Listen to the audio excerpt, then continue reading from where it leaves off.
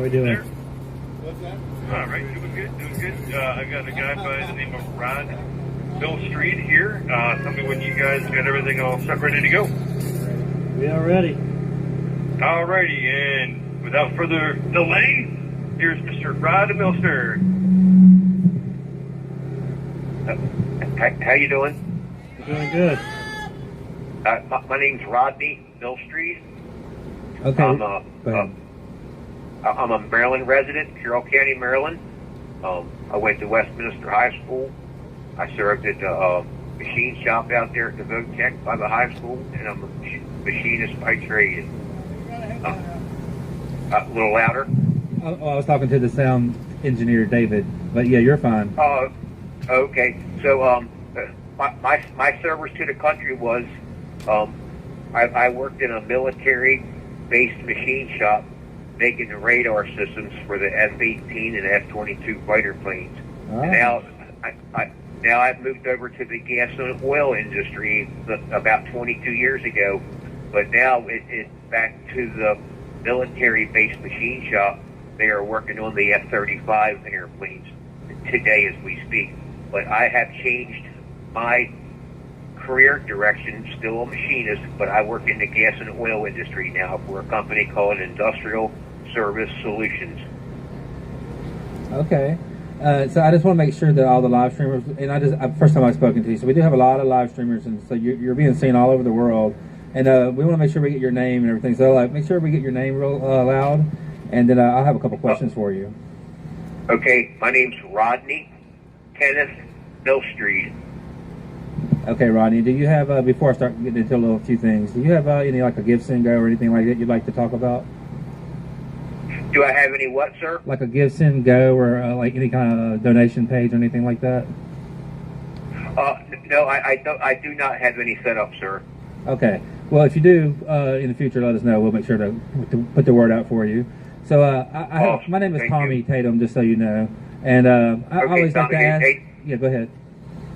I want to thank you, Tommy, for your time and everyone else involved. That's very kind of you folks. Okay, no problem. That's why we're here. And Mickey Whithoff is standing right beside me with everybody else, and I'm sure they would all love to speak to you in the future, maybe even come see you on a visitation or something like that. Nice.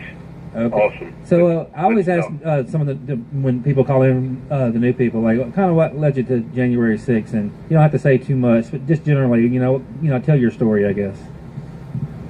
Okay, so I travel for a living. Like I said, I work in the gas and oil industry, and it requires me to travel the country, depending where my company has outages going on at, whether it's in a refinery or a power plant, a gas-fired power plant, coal-fired power plant. So I do a lot of traveling. So I'm home during the summertime, usually about 6 to 8 weeks. I travel back out, and I come back home usually for a week around Thanksgiving, and I go back out, and I'm back home again for the Christmas and New Year holiday, probably for about 2 to 3 weeks. The week after the Christmas of December 2020, I got home on December 22nd, and I was home until January 11th. So around about December 28th, I decided I was going to go and stand in at Trump's rally here in D.C. And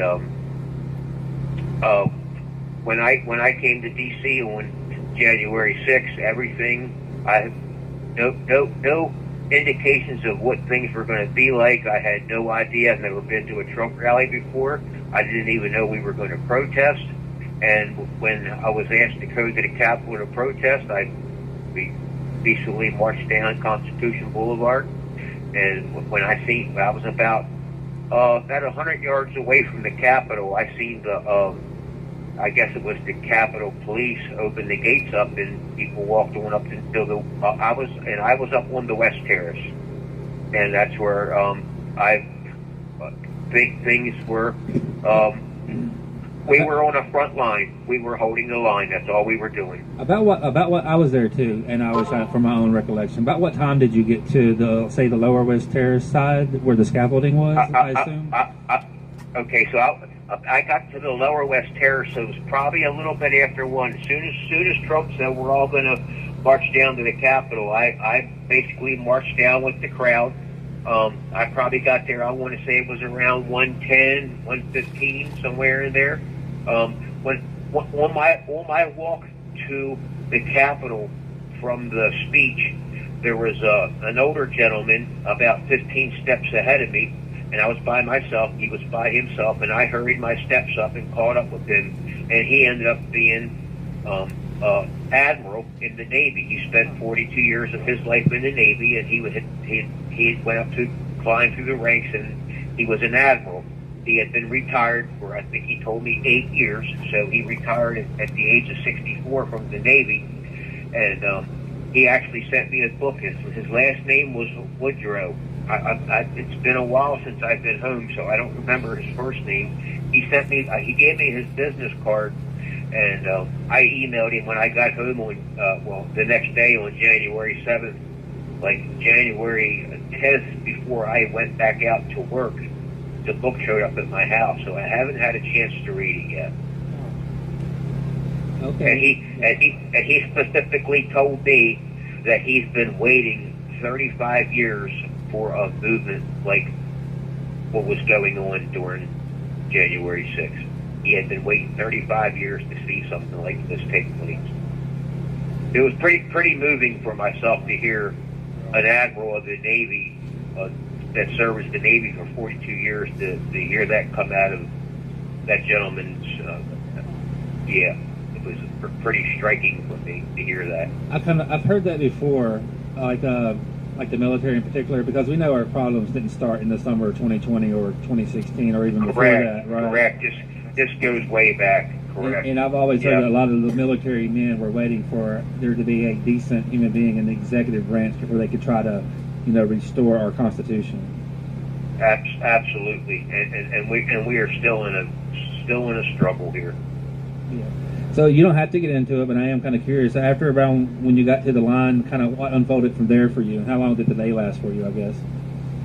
So I like I said, I live about an hour and 20 minutes from here. I drove to Barnesville, Maryland, and I took a commuter train here. It's the MARC commuter train, and I took the commuter train to Union Station.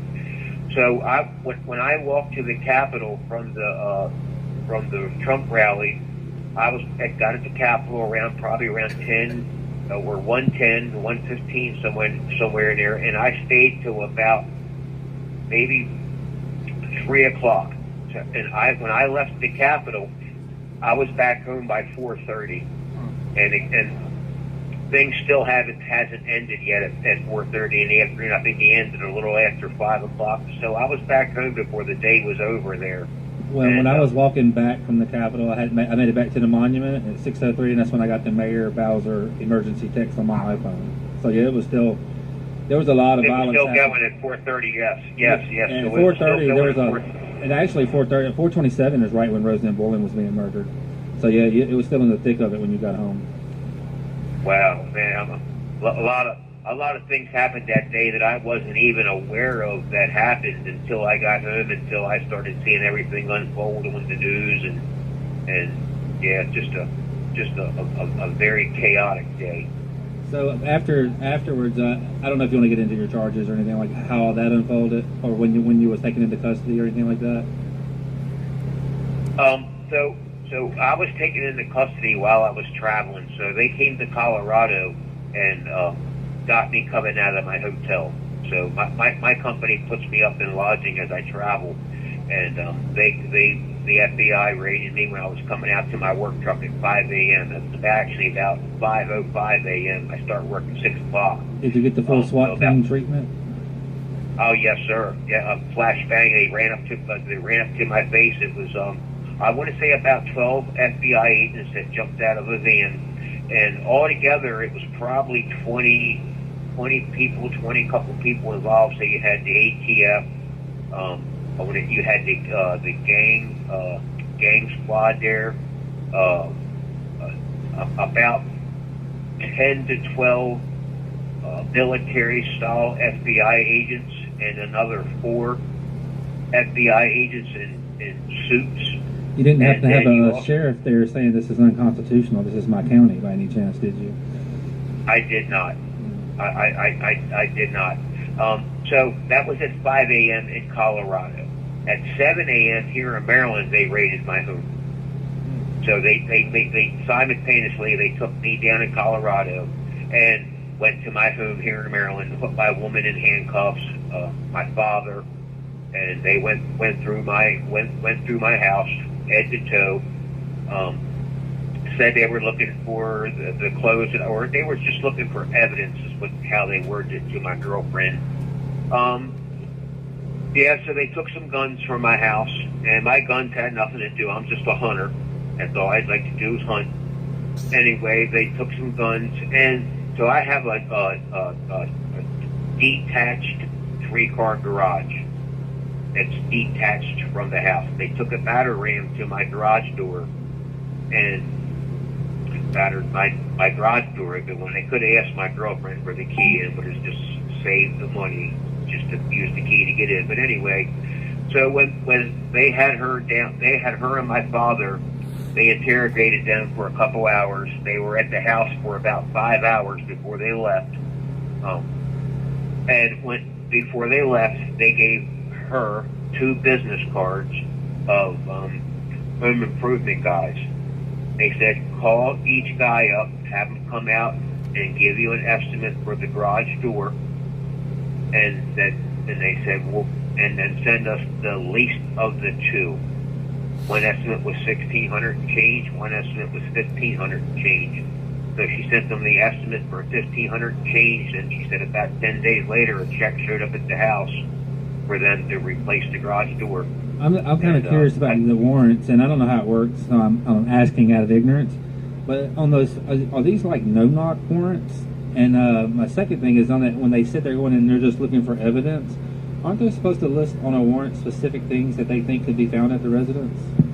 Well, sir, I thought that's how it went down. I asked my lawyer about, did they have to have the warrant? Did it have to be itemized? He didn't give me a direct answer. From talking to, first time I've been in trouble like this in my life. I got in trouble once when I was a kid, when I was 19. But other than that, I've never been in trouble at anything with the law. So I was being told, hey, well, they had to have their search warrant had to be specific items that they were looking for. And I'm told by my lawyers, I didn't get a straight answer when I asked my lawyer. I think the Patriot Act had changed some things up with that. So I'm not really sure. I'm still confused about that myself.